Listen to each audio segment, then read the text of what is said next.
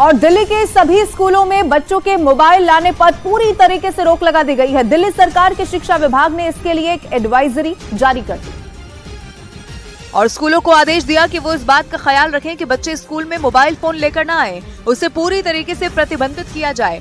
दिल्ली सरकार की एडवाइजरी में बच्चों के अभिभावकों से भी अपील की गई कि वो सुनिश्चित करें कि उनका बच्चा अपने साथ मोबाइल लेकर स्कूल ना जाए। एडवाइजरी में स्कूलों के हेल्पलाइन नंबर जारी करने के आदेश दिए गए, जहां इमरजेंसी के वक्त अभिभावक बात कर सके।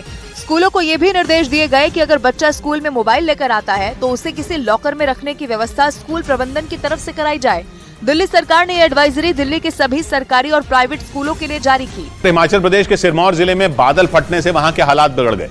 भारी बारिश के बाद पहाड़ से आए बेहिसाब पानी और मलबे की चपेट में आकर एक मकान ढह गया और उसमें रहने वाले 5 लोग सैलाब में बह गए। इस घटना के बाद वहां दहशत मच गई, क्योंकि बादल फटने के बाद पहाड़ से आए सैलाब ने सब कुछ तबाह कर दिया। वहां से जो तस्वीरें सामने आई उनमें पहाड़ से आ रहा बेहिसाब पानी जिले के सिरमौरी ताल नाम के गांव में घुसता दिखाई दिया। देखकर ऐसा लगा कि वहां कोई छोटा डैम टूट गया हो। बादल फटने के बाद अचानक आई बाढ़ ने गांव में हाहाकार मचा दिया। एक घर तो बिल्कुल ही बह गया और उसमें 5 लोग आ गए, नहीं पता चल रहा है कि अभी कहाँ है। सैलाब के गुजरने के बाद लोगों की मुश्किलें और बढ़ गईं, क्योंकि पूरे गांव में 3 से 4 फीट तक मलबा जमा हो गया। गांव में हर तरफ सैलाब के साथ आई बड़ी बड़ी चट्टानें दिखाई दी। हालांकि घटना की जानकारी मिलते ही प्रशासन ने वहां रेस्क्यू ऑपरेशन शुरू कर दिया।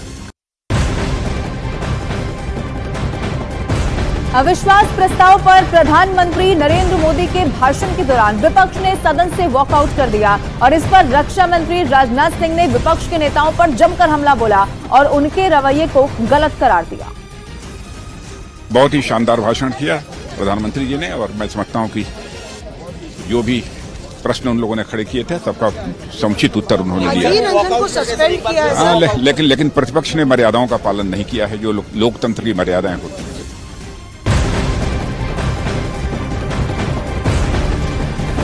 वहीं केंद्रीय मंत्री स्मृति ईरानी ने कहा कि देश की जनता ने प्रधानमंत्री नरेंद्र मोदी में बार बार विश्वास दिखाया है और जिसे विपक्ष के नेता पचा नहीं पा रहे।